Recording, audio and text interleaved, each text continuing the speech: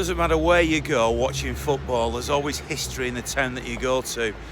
Like here in Huddersfield, don't want to be political, but that's Harold Wilson behind me, who was born here in Huddersfield. And that's the George Hotel, the birthplace of rugby league.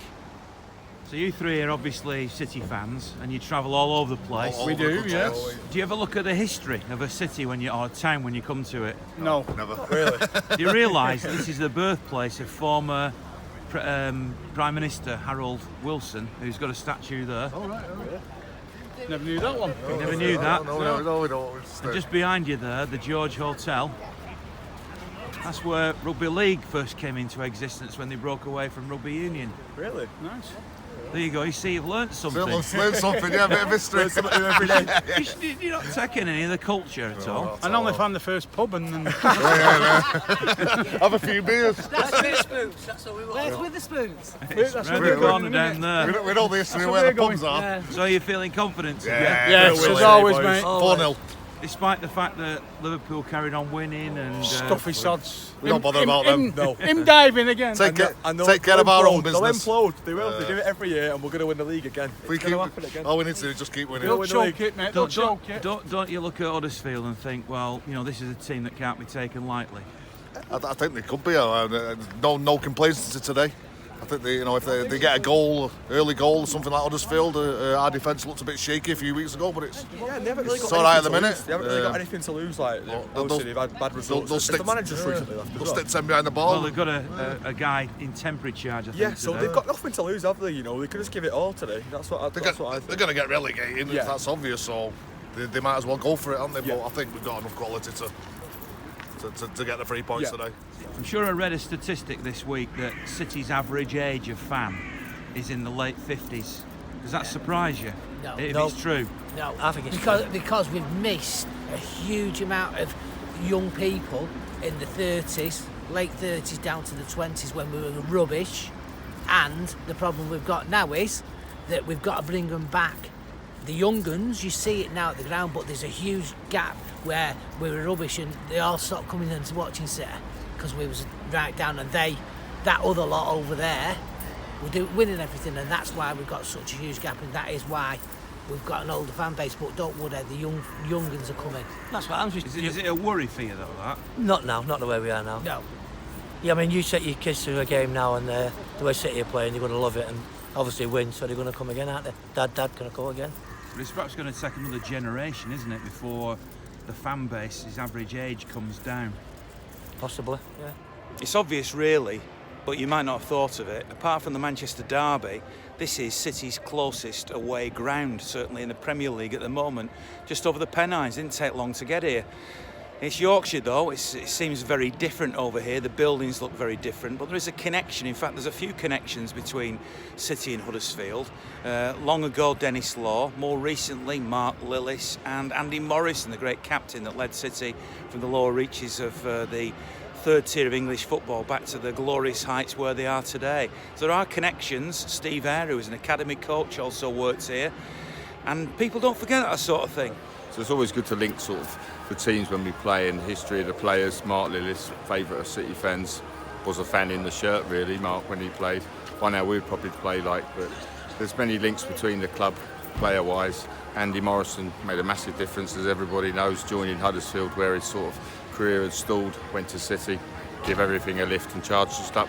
And the rest they say is history. I've been not to this one, I went to the old ground. I think, if memory serves me right, 87 in an FA Cup tie where John Gidman scored a free kick. We've literally the last kick of the match. I hope I've got my dates right there, but it seems a long time ago, but 87 is springing to mind. Are you worried about this game? No, I think we'll win it comfortably. Touch wood. 3-0 today.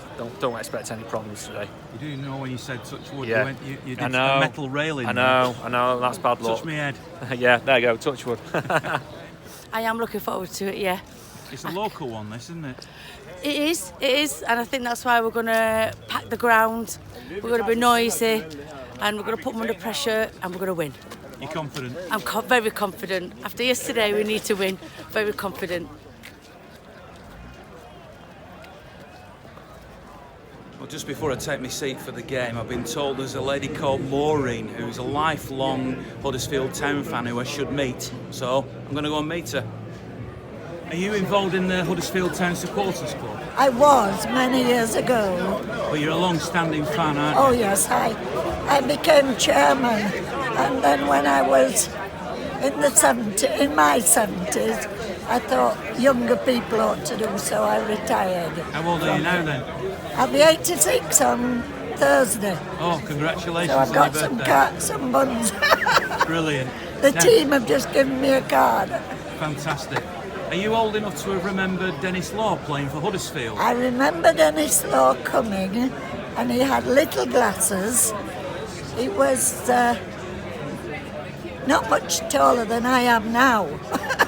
And he was very thin, or so I thought, because all the other players were strapping young men. And he was a live wire. He really was a live wire. And actually, when we sold him, the money that we got bought the floodlights for the old Leeds Road ground. So we've a lot to be thankful for from Dennis Law.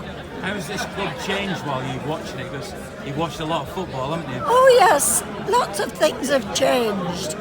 I mean, when I first started coming, ladies couldn't come through the gentleman's entrance. And I was 20 by the way, I had to go through the boys' entrance. Ladies couldn't be in a club like this, it was only gentlemen. Ladies couldn't go into the boardroom. But I've been in when I had a birthday. The chairman invited me in for a pre-match meal before the game. So a lot of things have changed. For the better by the sounds of it.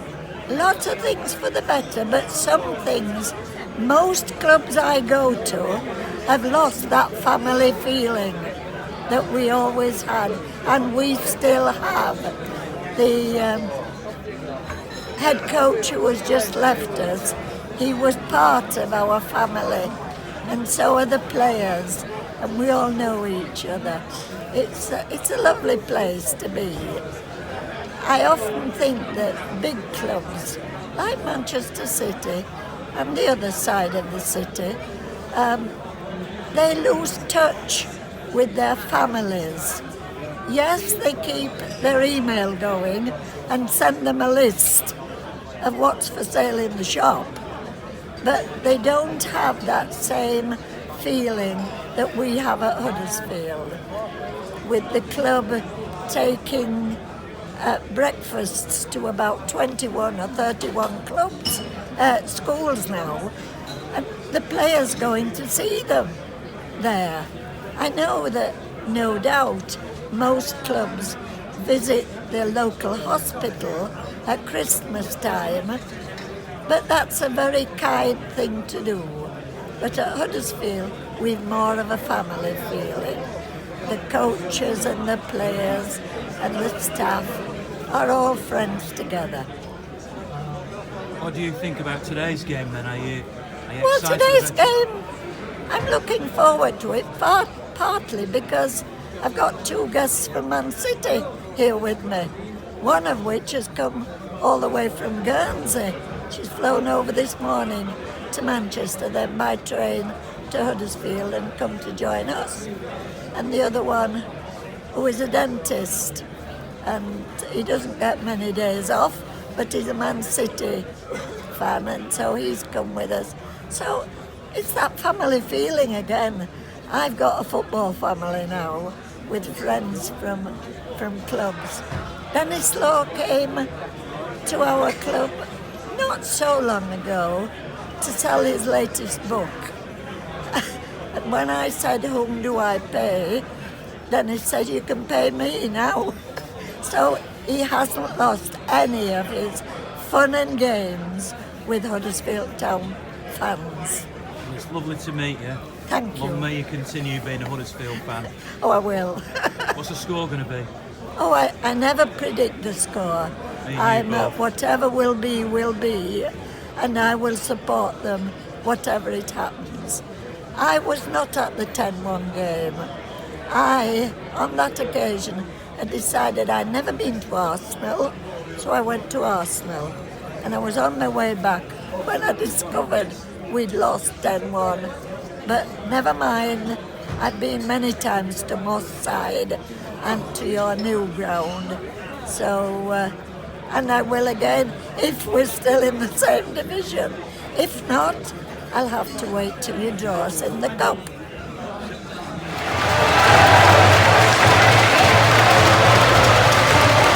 Wonder what the great Frank Worthington thought of that first half. It wasn't City at their absolute best. They got a goal deflected through Danilo, but it's certainly not a game that is over yet. Let's see what happens in the second half. It was just comfortable, wasn't it? Like we came here just expecting to win. They've got pretty much nothing to play for. Before the game, they were just saying like, if they get away with 3 or 4, they've had a good game. Huddersfield, they weren't great, were they? They didn't offer anything. That's pretty much what you expected. Yeah, even Huddersfield fans before the game, I spoke to a few because I run my own account, don't I? The lad that I spoke to, he said 4-0, and that was his own prediction. The atmosphere was poor. They're just a club that I don't think are even going to offer anything in terms of like, avoiding relegation. So that sounds pretty bleak. It is bleak.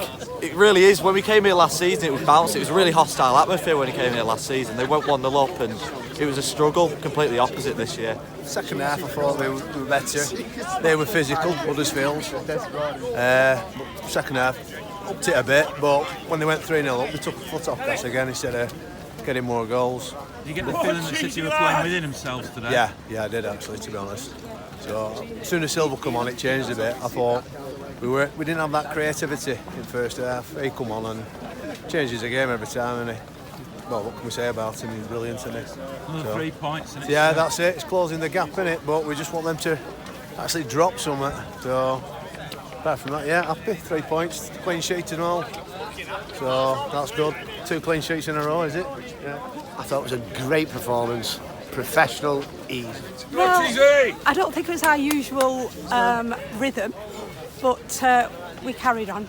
We pressed and we got the goals that we needed, but disappointed really with some of the play, but we got the result.